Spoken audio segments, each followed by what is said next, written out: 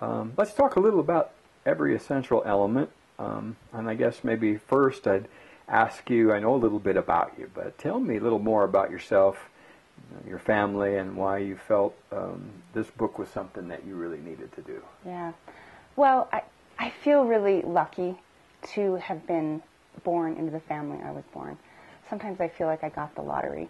I'm the youngest child of 7, the only girl, so I have 6 brothers.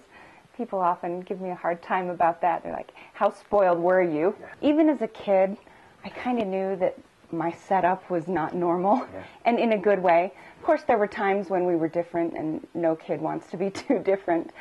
But my parents took me out of school several times a year, and I got to travel the country and meet the most interesting people. So we're this conservative Utah family, and I have this other life on the side where we're traveling the country and going to these health food stores with all kinds of people, the stores and the conventions, hippie types and new age types and people from all different religions and backgrounds and people into health. And I just got this background of mindfulness and of health, and my dad used to say, don't let school get in the way of your education. That's a good comment. I thought so. I like that. I was a good student, and I did my homework in the back seat of the car, but I got an extraordinary education. And so I've always felt lucky about that, and lucky to have the parents I did. They were extraordinary parents, extraordinary people. And the story that they went through, starting this business in a time when no one understood what they were doing, a time when you could not buy a loaf of whole wheat bread in the grocery store. People certainly didn't understand minerals and trace minerals if they didn't even understand whole grains. It's quite a story, and my parents really stood for something. And a few years ago, I was feeling like there was maybe some excess capacity in my life. Like there was something I should be doing with my time.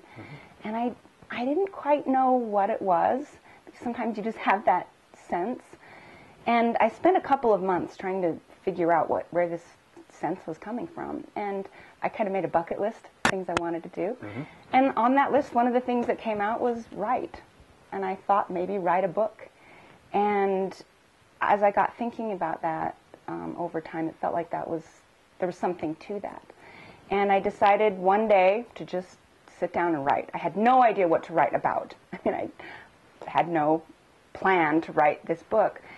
And I set a day. I'm going to write something and just see what comes out, and we'll go from there. So I kind of cleared my life so that I would be present, for lack of a better word, and kind of have a clear mind.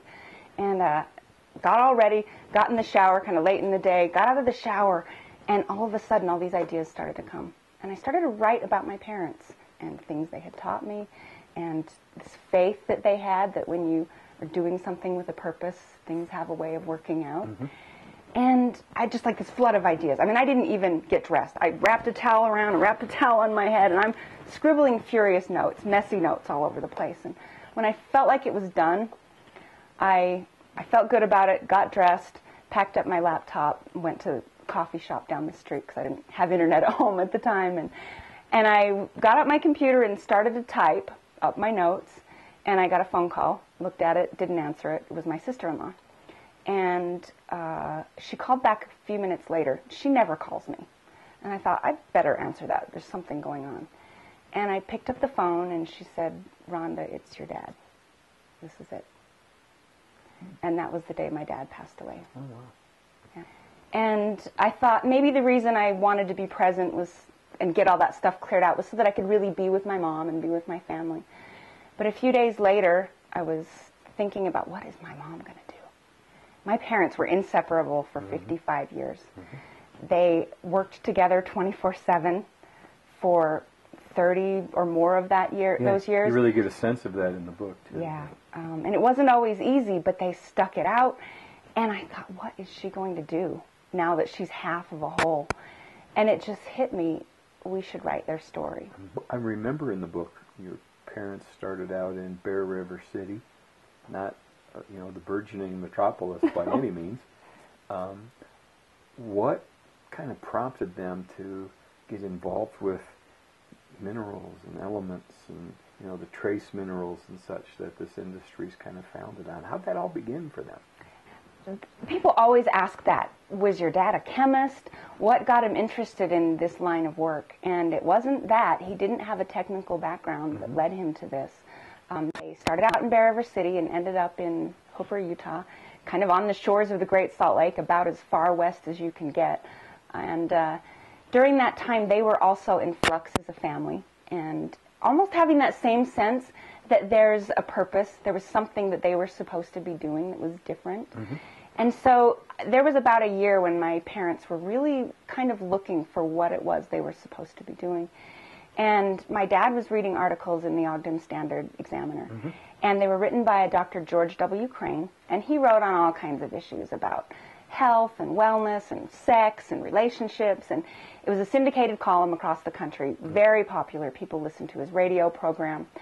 One of his favorite topics was seawater. And he talked about how seawater and blood plasma have very similar mineral content, which I love. To me, that just seems perfect, right? That the fluids of our bodies are the same as the fluids of the earth.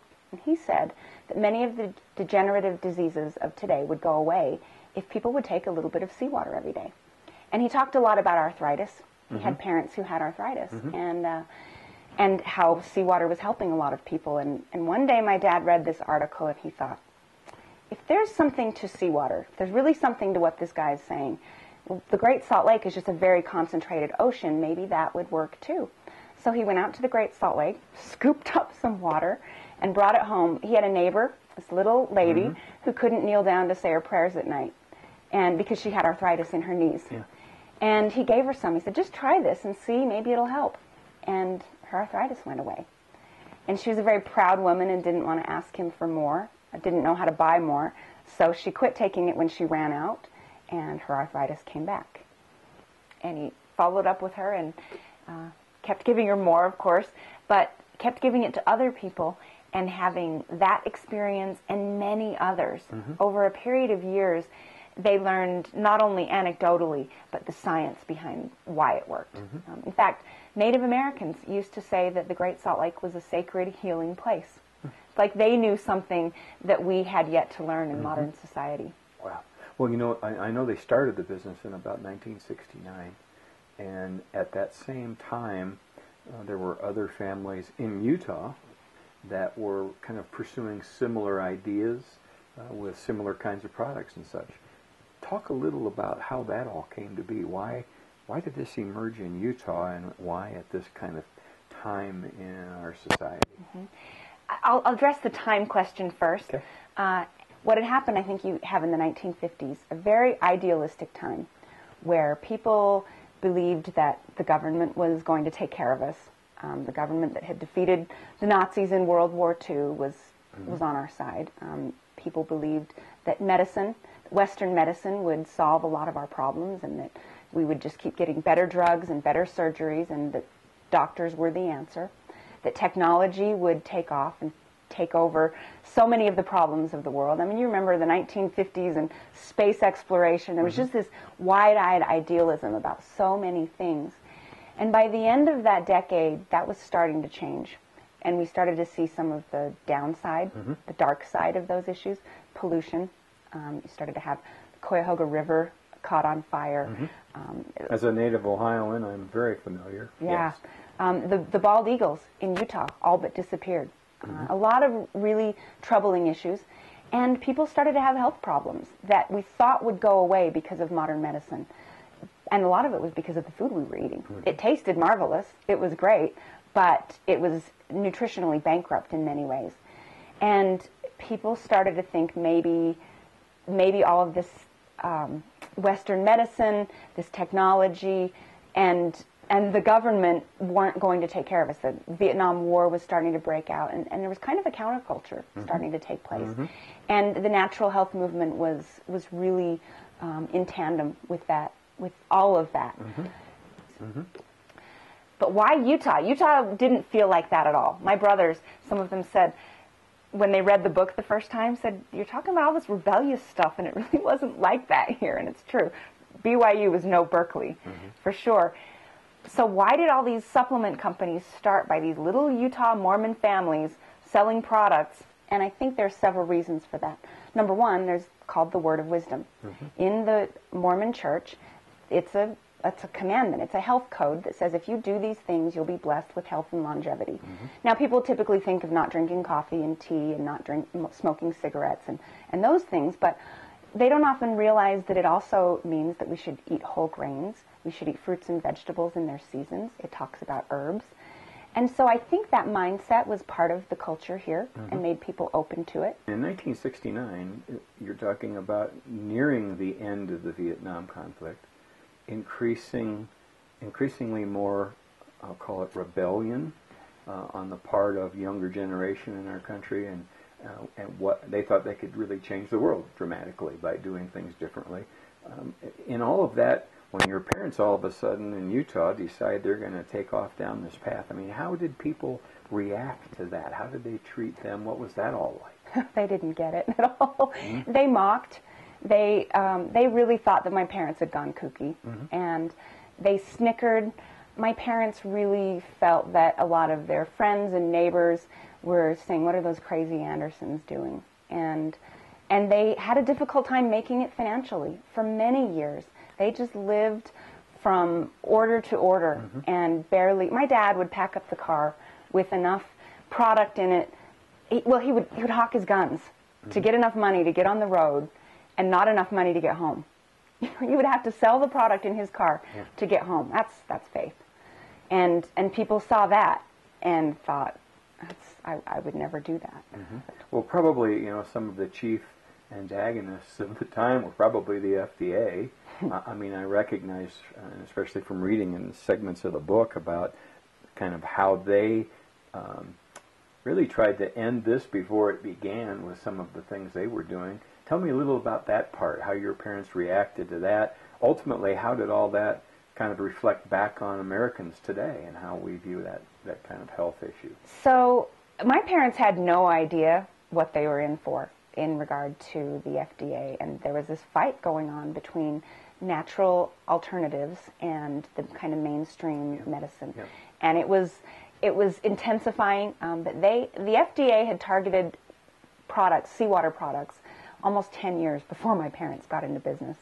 And I believe it was 1961, there was a Congress on Medical Quackery, where the AMA and the FDA and all these organizations got together and declared war on quackery. And by quackery, I mean whole grain breads, seawater products, nutritional supplements of any kind. The Wonder Bread was considered to be the health food of the day. It really was. And they were talking about the skill and ingenuity of our fine food manufacturers, Twinkies, all of those products at the time. And they officially declared war on seawater products. And my parents were in for it. So a few years later, they started in business and they started to get knocks on the door by the FDA and the USDA, both of them kind of working in tandem, somewhat pointing fingers at each other.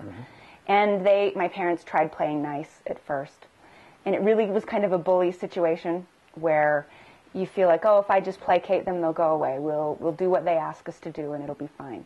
Well, the more my parents played along, the worse it got for them. They would fix one thing and they would get another notice. And we're talking nitpicky little things. Nothing about safety. Nothing about concern for consumers. They were worried about the type size. They were worried about comments like, they said the product was unheated and you couldn't say that because the sun shined on it. Are you kidding me? But it was that sort of thing. And at some point, my dad had to realize this is a bully situation, and the only way they are going to go away is if we stand up to them.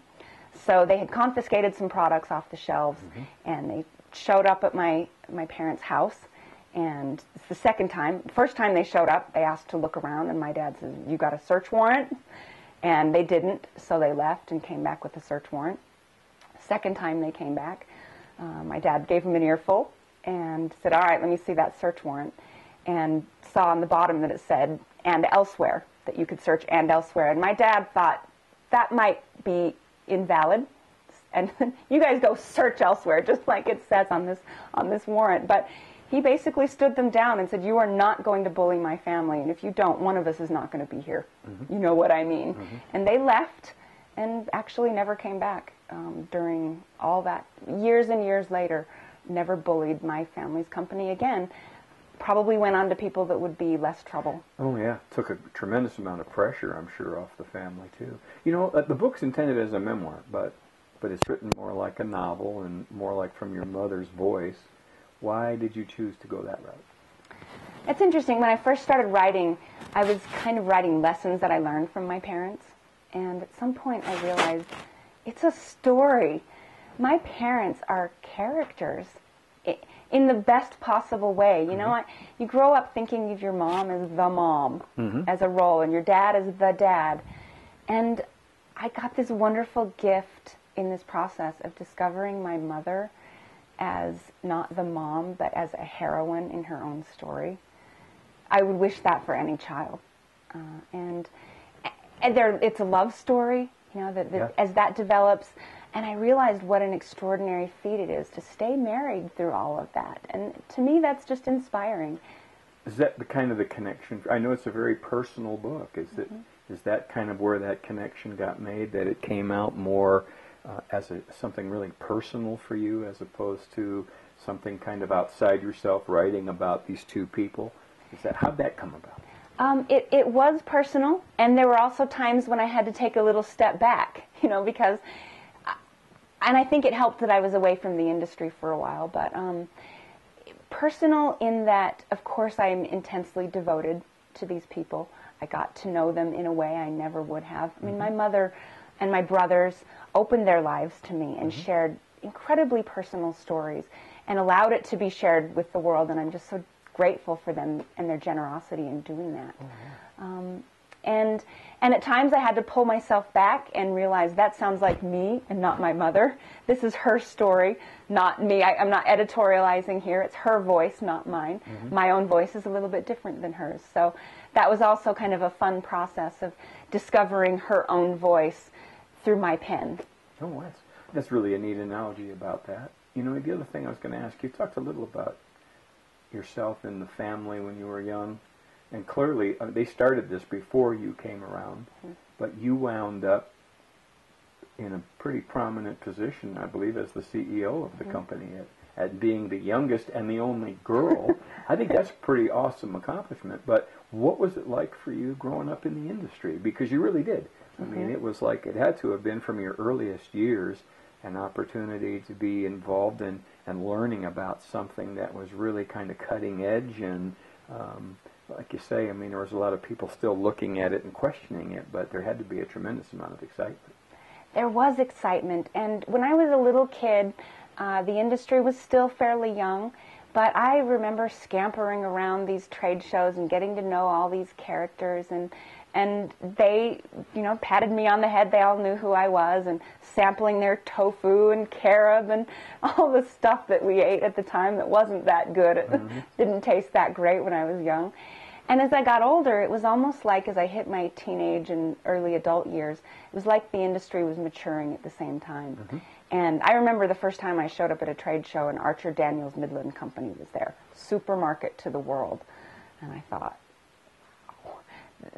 something has changed. I mean, it went from these little mom and pop companies to mega blocks of huge corporations and suits, and it was very professional and exciting to see us grown up and to see us hit the mainstream, where in a grocery store the products now talked about natural and organic and whole grain and omega-3s and all those things that we take for granted on every grocery store shelf in America. It was really fun to watch that hit the mainstream. And at the same time, there was a really big industry fight with the FDA in getting the Dietary Supplement and Health Education Act passed, DSHEA, as we know it. And I remember when that passed, I was at a trade show, and I had never been prouder of our industry and of my family. My family invested heavily in sending out videos to every congressman and senator and health food store in this country, spent a year's marketing budget to help lobby for that passage so that supplements could stay safe and legal and we could talk about them in a truthful and honest way. And it felt like a victory over those bullies back in, 20 years earlier, trying to put my parents out of business. Well, you know, it's a great story, and I'm really pleased to have a chance to read it and to talk to you and learn a little bit more about it. And I just can only wish you the very best of success as this gets out, that maybe more people will get a chance to read it and learn more about one of the families that was really involved in the beginning of this whole movement. Well, thanks so much, Ron. My pleasure.